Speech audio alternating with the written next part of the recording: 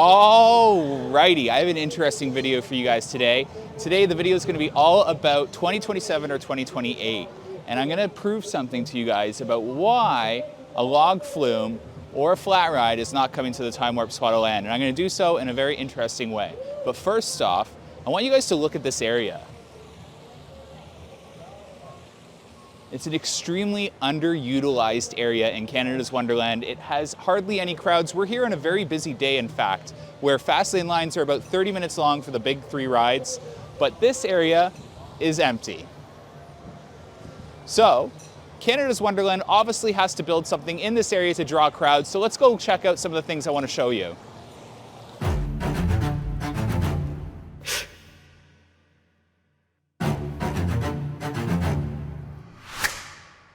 So a popular thing to look at when you're looking at what Canada's Wonderland is going to build next is these things called survey markings. These, in specific, are border markings. These, from what I've learned over the last couple years, surround a possible attraction or themed area that a park is going to build. More specifically, I'll show you with Alpine Fury and King's Feast later, but I want to just showcase some of the other markings in this area that completely surround a very large possible roller coaster that could be coming to Canada's Wonderland in 2027 or 2028.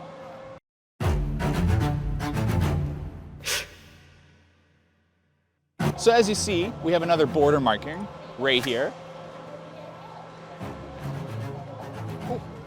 And if you connect the two, we're building a formation around Time Warp's plot of land.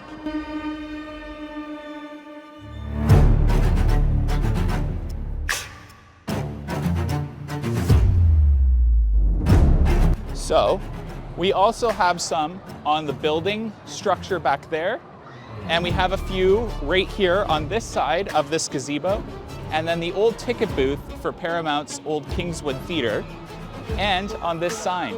So if you can tell, we're building a border. The border is now passed from Time Warp over towards Cyclone and Sledgehammer, and it continues all the way through Kingswood, underneath Behemoth's brake run, all the way over to Backlot Stunt Coaster's entrance. We'll go show you some of them actually.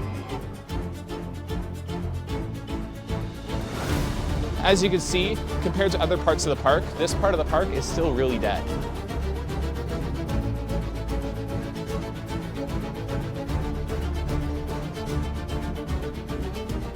But we have some more right here. And there was some on the basketball game.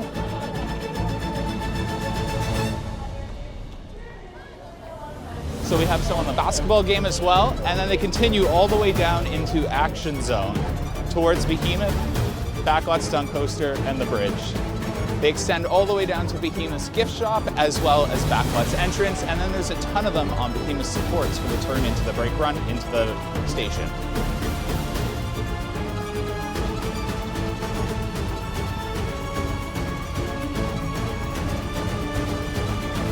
Needless to say, Action Zone is 100% an area of the park that needs investment sometime soon.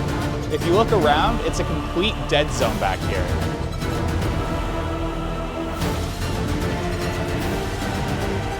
Now, when you guys think that big of a space with that plot of a land that stretches all the way from Time Warp over to Behemoth, what kind of roller coaster comes to mind? There's only a couple that can span that large of a plot of land, and I have 2 in mind. I have either a B&M wing coaster or an RMC. Comment down below which one of the 2 you would prefer. And for Alpine Fury, here's an example of how they're used. So essentially, you border Alpine Fury with a lot of these survey markings. We're going to show you a bunch of them, and they completely enclose Alpine Fury's location. They follow along the route on both back and front end, all the way down to World Expo, where the Extreme Skyflyer element is located. But we also have a bunch of the survey markings in the Vortex area, as well as Alpine Fest. And if you look at them closely, they're all at about 6 to 8 feet in height off the ground, and they follow the border of Alpine Fury's layout completely.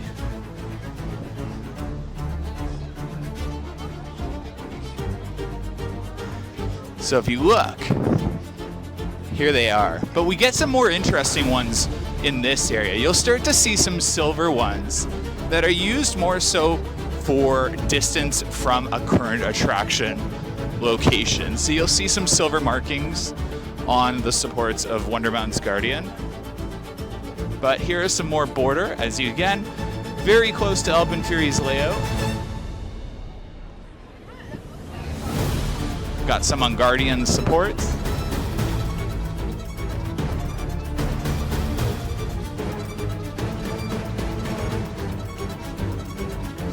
Here's some more on some Guardian supports. And very soon there should be some silver ones, but we have some on Vortex's supports as well.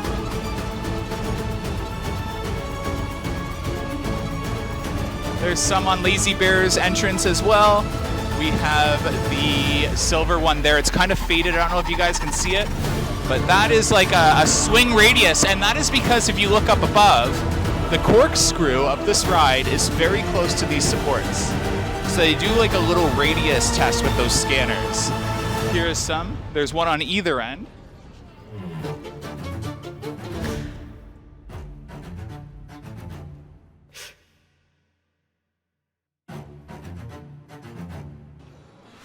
And then we have some more over here on Vortex's lift hill supports as well. And then as we get into Alpenfest, they're on every building following along the layout of Alpine Fury, including some on the Fly station.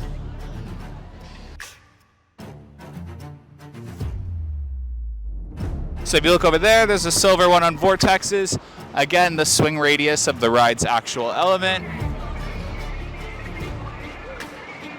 And then we have some on this little arcade booth, as well as the Timbers Grill.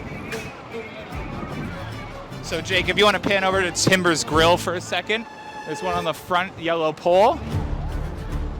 And then there's one here.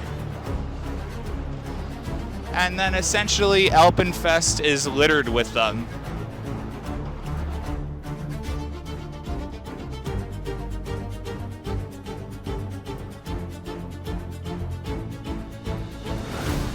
And there we go, another border one behind us on Tiny Toms.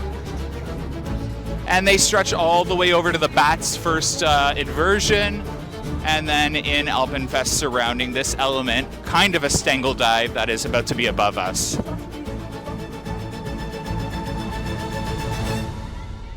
So yeah, we have one more example of this in use, and that is going to be King's Feast. So we'll head on over there to show you guys.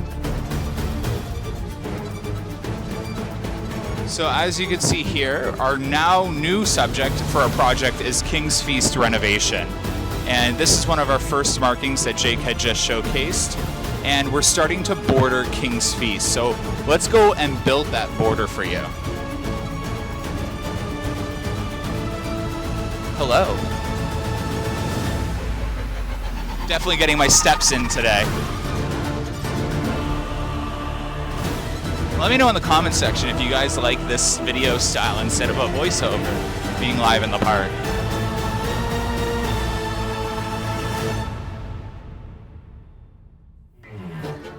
The difficult thing about being Amusement Insiders is I sometimes forget where these survey markings that I've seen before are.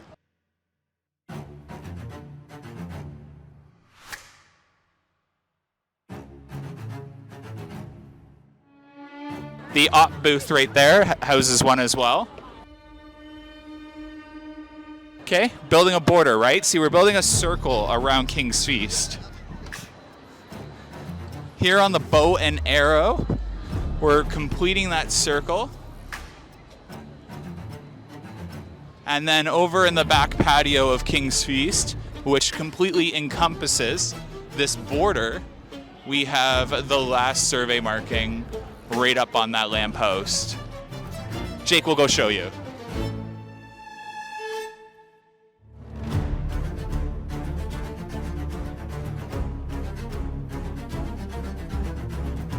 So Jake is now going to show you the completed project that Wonderland was working on, King's Feast.